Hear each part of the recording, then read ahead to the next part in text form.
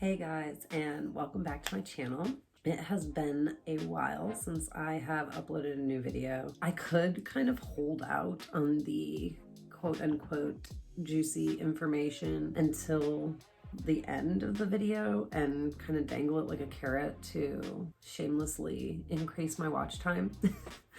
But I'm not gonna do that because I really just need to get it off my chest. And that's really the whole reason that I'm making this video today, is because there is a lot of anxiety surrounding this topic for me. And I have not shared this with anybody. My husband is the only person that I've talked to about it. I have not told my parents or any of my family members or any of my close friends or anything like that. I think that the fact that I've been mulling it around and thinking about it for so long and haven't shared it with the people that are most important to me is a part of all of my anxiety and everything that I've been going through lately.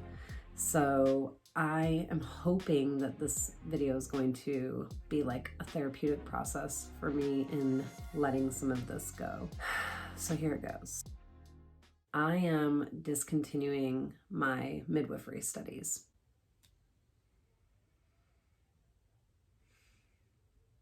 First of all, anybody who thought that I was going to say I was pregnant, or if you just came here to get some sort of instant gratification for knowing what I was leading up to, you can go now. That's the big announcement. I am discontinuing my midwifery studies. Anybody who cares to learn about why or how this all kind of came to be and what I am planning to do next, I would love for you to stick around and watch the rest of the video, and I'm going to jump into this crazy whirlwind of what's been going on in my head the last few months. So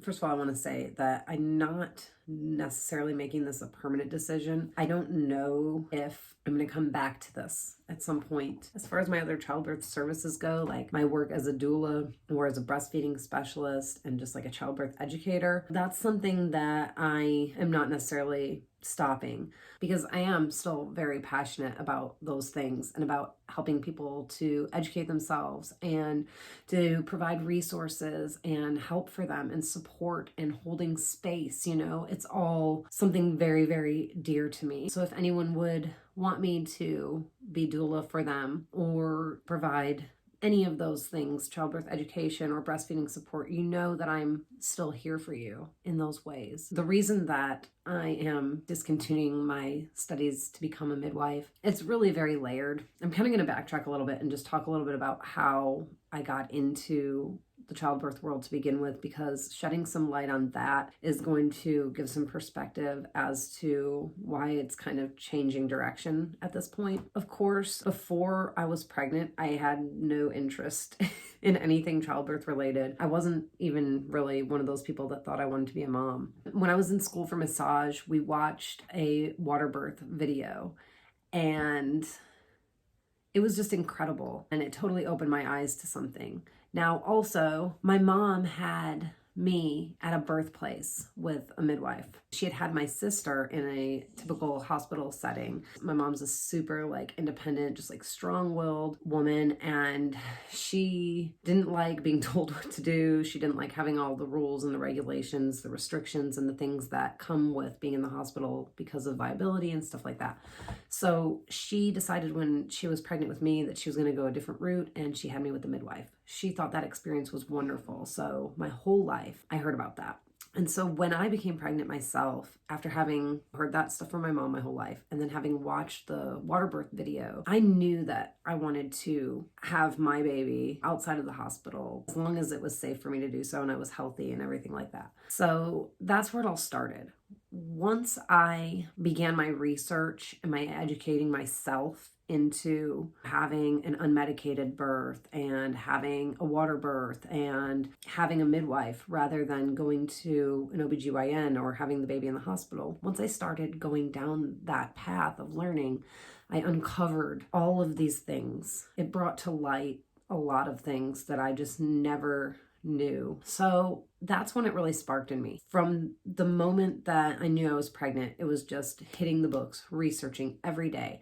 I was in mom groups on Facebook. I was reading textbooks. I was reading all of the popular childbirth books. I was at my library literally 2 or 3 times a week, swapping out books and just getting all the breastfeeding information, all the childbirth information, everything I could absorb. Once I gave birth and went through that whole metamorphosis, and breastfeeding especially, it just became more. I knew how difficult it was then. I knew what it took, what kind of an experience it went, how it changed your body, how hormones and everything, just the gravity of the whole thing. And I just knew that it was something I needed to share my experience about and share my knowledge and the resources and the education that I had.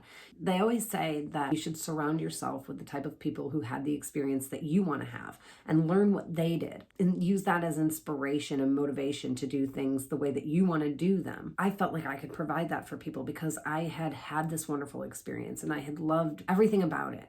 And even though it was really hard and it was really draining and exhausting and it totally flipped my whole world upside down, I wouldn't have changed it for anything. And so that's when it became a thing, you know. I decided that I wanted to become a midwife.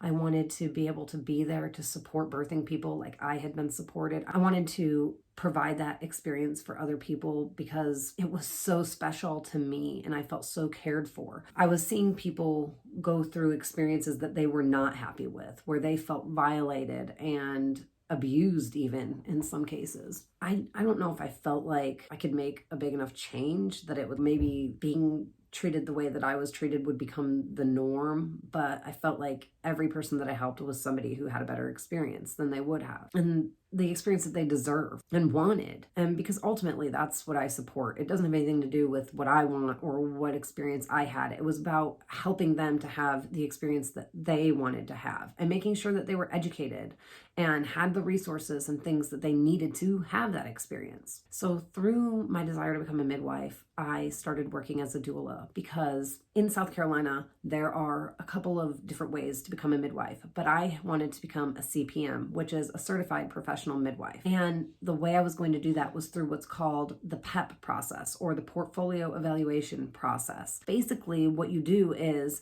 you have a lot of studies in your first phase. And throughout that first phase, while you're reading, and studying, you are attending births as an observer, meaning you're just witnessing the experience. You're not providing any medical care or medical services throughout the experience. So working as a doula provided me with the opportunity to witness births and check those off on my required clinical skills. But also I was learning so much about childbirth and about birthing people and about the experience. I began the work as a doula mostly for that reason, to aid in my midwifery education. But then as I started doing it and working with these families, I fell in love with that process. I got to witness things that I never thought I would witness and that I never even knew I wanted to witness. Sometimes a family becoming when it was a first child, and just getting to see those intimate little moments that really are very private. It's such a big gesture for these families to allow me to be a part of that. And I took it with my whole heart. I knew that they were trusting me with something very, very special. And I was so grateful for that and still am. And I hope that every family that I have helped and served as doula knows how much I love and appreciate you for allowing me to be witness to your experience. And through kind of starting a doula business, I started with childbirth education and teaching breastfeeding classes because that was something that I was very passionate about. It was something that I personally felt like I had climbed Mount freaking Everest when I completed my breastfeeding journey. I felt like, oh my God, I have done this incredible thing, and it was so hard and it took everything in me. And I just had a soft spot, and I still do, for every person who is going through that, because it's very selfless and it takes so much, and we don't do it for any gain or any sort of reward other than a healthy child. But So I started teaching the breastfeeding classes. I started teaching the childbirth education classes. And that was a lot of work. Teaching breastfeeding was more, and talking to people and supporting them through their journey was more of a like on my phone, text messaging in the middle of the night kind of a thing, helping people to get through mastitis and nursing strikes and pain and discomfort and finding different positions and colicky babies and sick babies and twin babies and everything else under the sun. And then sometimes helping people with pumping and finding a pumping routine and going back to work and having enough supply and all of that. And I took on a lot of it on myself. And how could you not? Every time somebody would contact me for help, I could put myself right there. And I remember sitting on my couch in the middle of the night and just being heartbroken and scared. I was lucky that I had a great support system, but a lot of people don't have that support system. And sometimes it's not that they don't have anybody, but those people aren't educated. They just don't understand what all it takes. Sometimes they don't understand our dedication to it or whatever the case may be. But I needed to be that person for some people. And even when it was taxing and draining and taking time from my family or whatever I was doing or sleep or what have you, I felt like I needed to be there for them. And I felt so fulfilled through that. And they were appreciative and grateful, and it helped them. And they were feeding their children. It was incredible. But it started wearing a little bit with my studies, with school, with being a mom, with running my massage business, being a wife, taking care of a household, all of the things that I was doing. I was giving and giving and giving, supporting and holding space and forgetting about me. And forgetting about myself and forgetting to fill my own cup. I had a lot to give because it took me a long time to run out, I guess. But that's kind of where I am right now. It has been this incredible journey, this incredible experience. But in a lot of ways, it has left me kind of empty because I forgot along the way to stop and take care of myself too. And that's my fault. That's not the fault of anybody that I was supporting or helping or encouraging or any of that. It's nobody's fault but my own because I know better. I know that that's what happens. I know that burnout is real. So going back to how this related to my midwifery education was that the portfolio evaluation process. So your first year is study, read. Then you do your births as observer. The next phase that you jump into, which is where I would be getting ready to enter into now, is where you work as an apprentice under an already licensed midwife. So you are attending births as like an assistant of sorts. You are attending prenatal visits and things like that also. So there's certain amounts of each thing that you need to check off and have. There's several skills that you need to be able to present and be capable of.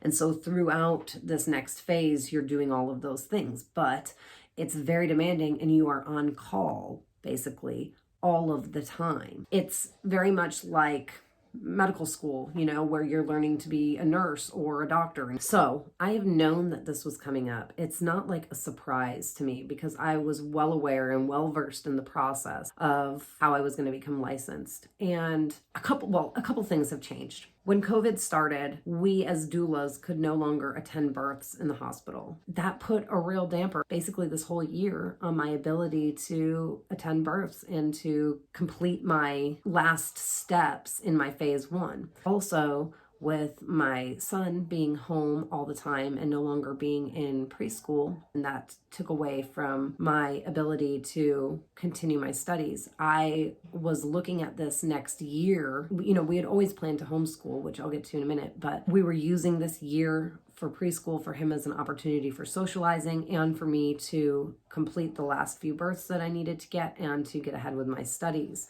so that I could start my apprenticeship. But then coronavirus happened. And so that kind of changed everything. And it was kind of a shift. So with my son home a lot during coronavirus, I got really focused on our homeschooling plans, which is something I've always wanted to do. The more that I planned and thought about and started prepping for homeschooling him, I was realizing that it was going to be really difficult for me to focus on that and properly achieve that while I was doing a midwifery apprenticeship. My timeline was just getting pushed back, and I kept thinking, we're going to be homeschooling and starting homeschooling before I know it, and how am I going to juggle both of these things? Like I said, that wasn't a new thought. It was always something I had planned to do, but in my mind, I kind of felt like I was going to be through with my apprenticeship before we started homeschooling. I don't know if that was ever really feasible, or if I kind of thought that I would get far enough through it and get into the swing of it enough that I would be able to juggle both. But either way, the fact that my timeline got moved was more of what happened with that. And then the mental health issues that I started to encounter as a result of not filling my own cup were really a roadblock. It made me stop and think about what was going on around me and all of the things that I was dedicating my time and my energy to, because I had to.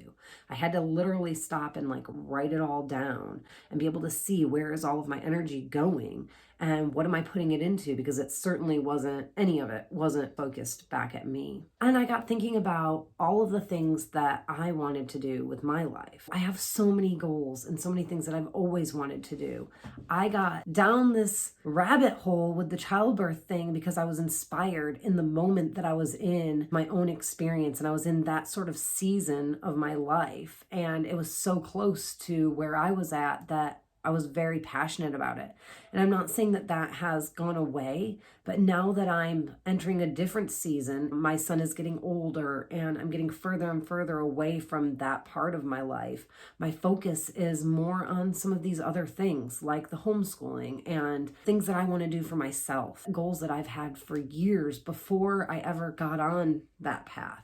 My massage business, for one thing, is something that I've kind of put aside during all of this. I've been going and doing it. And even my continuing ed that I've done to maintain my licensure, I haven't delved into it the way that I wanted to. You know, I had all these dreams about learning different modalities and different techniques and incorporating all sorts of different massage into my practice and helping all sorts of different types of people through body work. I wanted to learn a lot more about Eastern medicine. I've always been interested in herbal medicine and acupressure and Thai massage and just tons of different things that I've always wanted to learn. And that kind of got put on the back burner once I started down my childbirth studies path. I've always had goals and dreams about art and filmography and filmmaking and just different creative projects that I've always wanted to complete. Some that I've started, some that I just have in my mind. I've always wanted to write and get into freelance writing or journalism. I know I sound like a crazy person right now and like super scary, but a lot of these things are really related and they feed into each other.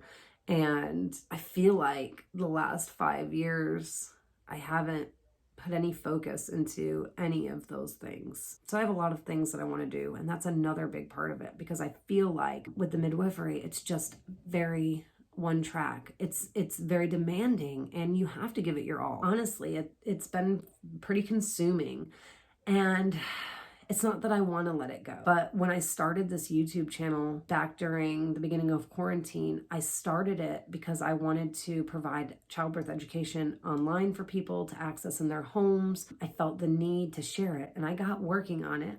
And I did my first 5 videos, I think, were all childbirth topics. I started to realize the shift happening then. I was getting a little burnout on it, and I was starting to feel like I'd been repeating this information over and over and over again. I felt like I'd been screaming it at the top of my lungs, actually. I felt like nobody was listening. It was very strange. Yeah.